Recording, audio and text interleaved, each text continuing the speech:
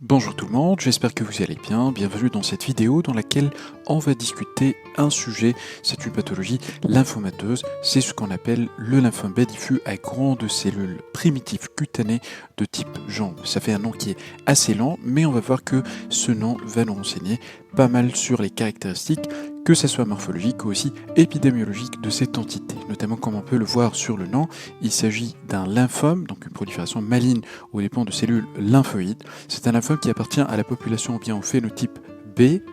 C'est aussi un lymphome qui est diffus, ça veut dire que l'architecture elle va être diffuse, on n'aura pas la formation de nodules, et c'est également un lymphome qui est à grandes cellules. On va voir sur le plan morphologique, ça veut dire sur la lame HE, comment et quelle est la cellule en fait de référence qu'on va utiliser pour dire si les cellules en prolifération sont de grande ou de petite taille.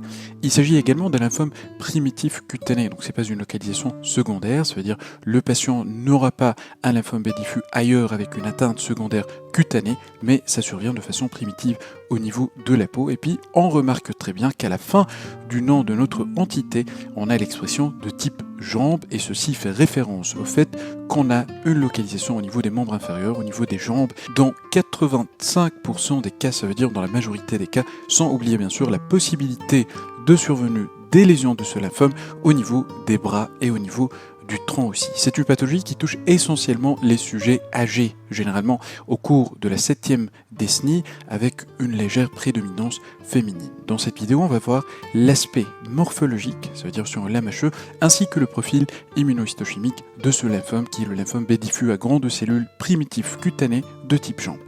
Voilà, donc tout d'abord, on va commencer par la lame avec coloration HE. Comme on peut le voir, on a ici un prélèvement cutané qui a été réalisé au niveau d'une lésion nodulaire. Au niveau de la jambe, c'était une lésion qui était ulcérée au niveau de la superficie. On voit très bien que ici, par contre, on n'a pas la visibilité sur la région qui était ulcérée, on n'a pas la visibilité sur l'ulcère, parce qu'on voit très bien que l'épiderme, le revêtement qu'on trouve au niveau de notre peau, il est intact avec une discrète hyperkératose orthokératosique en surface. Ce qui est intéressant à repérer au niveau de cette biopsie cutanée, c'est évidemment l'infiltration massive qu'on note au niveau de notre derme. C'est une infiltration qui est d'architecture diffuse. On voit très bien qu'on n'a pas une formation de nodules, une formation de structures qui sont folliculaires. On a une architecture diffuse. Donc on a déjà dans la définition, dans le nom de l'entité, le lymphome B diffus. B, bien sûr, ça suppose qu'on va passer par la suite à une étude immunohistochimique qui va nous montrer une expression des marqueurs B.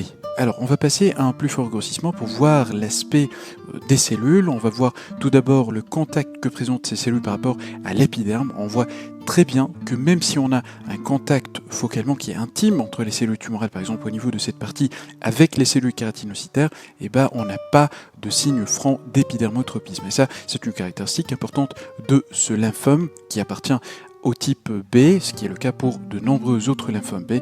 On n'a pas d'épidermotropisme, à l'inverse bien sûr des types de lymphomes qui sont des lymphomes T. Quand on observe les cellules qui sont en train de proliférer, on voit très bien que c'est des cellules de grande taille. Mais afin de dire ceci de façon objective, il nous faut une cellule, une taille de référence, qui est en fait le noyau de la cellule histiocytaire. Donc ce qu'on doit faire, c'est chercher un histiocyte, une cellule histiocytaire, on doit repérer son noyau, et puis comparer sa taille à celle des cellules qui sont en train de proliférer. Alors ici, par exemple, c'était un peu facile de la repérer puisque on voit très bien qu'elle est marquée par ces pigments qui sont bruns. C'est tout simplement un mélanophage qui est une cellule histiocytaire. On voit très bien les pigments de mélanine au niveau du cytoplasme tout autour d'un espace qui est un peu en violet, ça veut dire qu'il est basophile, et ça représente en fait le noyau de notre cellule histiocytaire qu'on va utiliser comme référence. Alors en comparaison à la taille de ce noyau que je suis en train de montrer ici, on voit très bien que les cellules qu'on voit tout autour, ça veut dire les cellules tumorales, c'est des cellules qui sont de grande taille, ça veut dire qu'ils ont une taille qui est plus importante que celle du noyau de cette cellule histiocytaire, comme ce qu'on est en train de voir par exemple pour cette cellule qui est juste à côté de la cellule histiocytaire.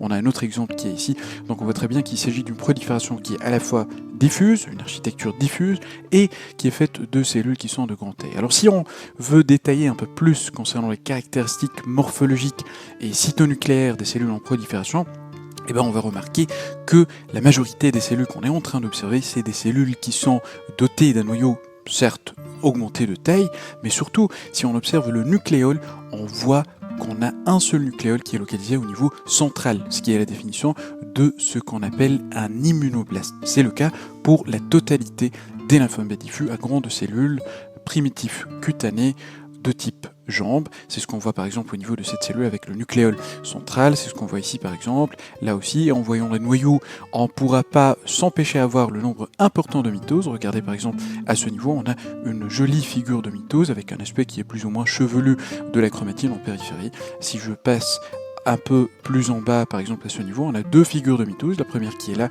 et la deuxième qui est là. C'est une caractéristique importante de ce lymphome B diffus, la fréquence des mitoses. Pas ça seulement, mais on aura à voir également des noyaux qui sont en kariorexie, ça veut dire qu'ils sont fragmentés. Des noyaux de cellules tumorales, tout simplement, qui sont détruits. Ça laisse paraître des corps qui sont denses, qui sont basophiles et qui sont de petite taille. C'est le résultat de la fragmentation des noyaux qui étaient auparavant comme celui-là pour cette cellule qui reste encore vivace.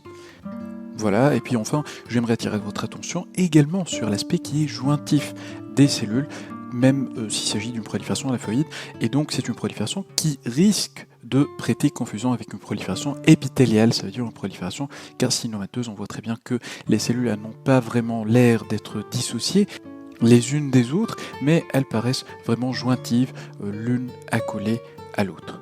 Voilà, donc c'était concernant l'étude morphologique, ça veut dire après coloration HE, et on passe maintenant à l'étude immunohistochimique. Première chose, c'est démontrer la nature lymphoïde ainsi que l'appartenance au phénotype B, et donc le premier anticorps auquel on va penser, ça va être l'anticorps anti-CD20. Alors il va nous montrer, ou bien mettre en évidence l'expression d'un marqueur qui est le CD20, c'est un marqueur qui est membranaire, qu'on va trouver sur les cellules lymphoïdes de type B, et comme vous voyez, c'est un marquage qui est assez franc, c'est un marquage qui est membranaire, comme on peut le remarquer vu la négativité du centre de cellules, ça veut dire la négativité à la fois du cytoplasme et des noyaux, et comme vous l'avez déjà remarqué, c'est un marqueur qui nous aide un peu à démontrer le gros volume, c'est-à-dire la nature grande des cellules qui sont en prolifération. C'est normal, c'est un lymphome B diffus à grandes cellules. Donc on voit très bien ce marquage tout en périphérie. Au niveau membranaire, ça met en évidence le CD20 avec un noyau qui reste toujours coloré en bleu clair. C'est secondaire en fait à l'effet de l'hématoxyline qu'on utilise en contre-coloration et ça reflète la négativité des noyaux. Un autre marqueur qu'on a utilisé pour ce cas, c'était l'anticorps anti-CD138, c'est un marqueur plasmocytaire. Bien sûr, on va s'attendre à avoir un marquage qui est négatif, c'est pas des plasmocytes qui sont en prolifération. Et puis, il est important de rappeler toujours que l'anticorps, le CD138, c'est un marqueur qui est exprimé normalement au niveau des épithéliums malpighiens. Dans ce cas, il s'agit de l'épiderme. On voit très bien un marquage au niveau des cellules malpighiennes. C'est tout à fait normal. On peut l'utiliser d'ailleurs comme un témoin interne. Un autre marqueur qui va être exprimé dans les cas de ce lymphome, le lymphome B diffus à grandes cellules primitifs cutanés de type jambe, c'est l'anticorps anti-BCL2. Le BCL2, on va dire qu'il est positif, qu'il est exprimé lorsqu'on est devant un marquage qui est cytoplasmique ou aussi nucléaire. Dans ce cas, on a un marquage qui est cytoplasmique, bien sûr avec une négativité sur les différents noyaux. Ces noyaux montrent, même sur l'étude immunohistochimique, un nucléole qui est localisé au niveau central en rapport et en faveur d'une nature immunoblastique des cellules en prolifération. Un autre marqueur, l'anticorps anti-BCL6, c'est un marqueur qui va être exprimé également dans ce type de lymphome. Et là par contre, et à l'inverse du BCL2, on va s'attendre à avoir un marquage qui est nucléaire. On le voit très bien, on voit des noyaux qui ont pris le marquage, des noyaux qui sont en brun, alors que tout autour, ça veut dire le cytoplasme ainsi que la membrane cytoplasmique, ils sont négatifs. Marquage nucléaire alors qu'on a utilisé l'anticorps anti-BCL6, ça veut dire c'est une prolifération, c'est des cellules qui expriment le BCL6. Un dernier marqueur, c'est l'anticorps anti-MUM1, ce qu'on appelle également le MAM1, et on voit très bien qu'on a le même marquage, ça veut dire un marquage qui est nucléaire au niveau des différentes cellules tumorales, c'est un néoplasme, c'est une prolifération dont les cellules expriment le MAM1, c'est tout à fait normal, on doit s'attendre à cette expression dans les cas du lymphome B diffus à grandes cellules primitifs cutanées de type jambe. Je passe maintenant à la récapitulation de ce qu'on vient de voir concernant cette entité, et bien sûr comme toujours je vous mets en description les liens pour les différentes lames virtuelles, que ce soit la lame HE ou aussi les lames des différents marqueurs immunohistochimiques. Alors, il s'agit d'un lymphome B diffus à grandes cellules. On aura comme composition cellulaire des cellules immunoblastiques et souvent c'est une localisation au niveau des jambes comme son nom l'indique déjà, mais il faudra s'attendre également à d'autres localisations, notamment les bras ainsi que le tronc.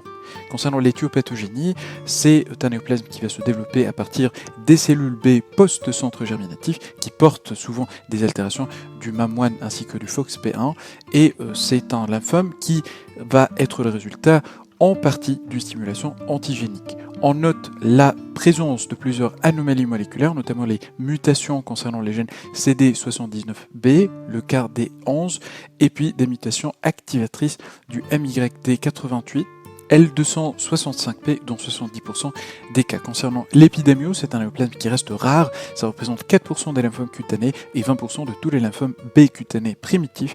Ça survient chez les sujets âgés, au niveau ou bien au cours de la 7e décennie, avec une prédominance féminine. Concernant la clinique, donc 85% des cas, ça va être une ou bien les deux jambes qui vont être atteintes, ça veut dire de façon bilatérale, mais il faudra se rappeler qu'on a une atteinte également possible du tronc ainsi que du bras. L'aspect clinique, ça va être celui d'une plaque qui est soit superficielle ou bien profonde. On pourra avoir également la formation de nodules qui sont plus ou moins ulcérés. Et puis les symptômes B, ils sont rencontrés dans 10 à 20% des cas.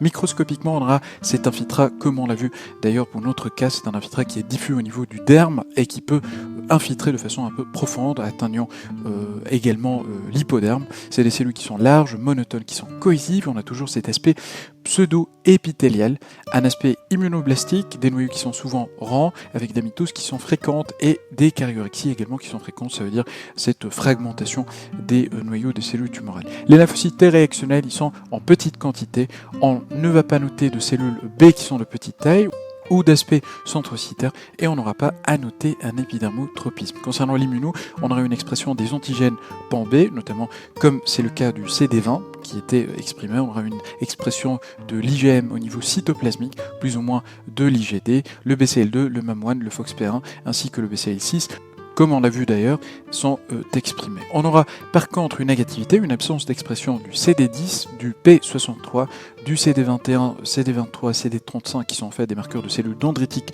folliculaires. On n'a pas d'expression des antigènes T, pas d'expression du LMP1 et pas d'expression du HHV8. On arrive comme ça à la fin de cette vidéo, j'espère que ça a été utile et on se dit à très bientôt.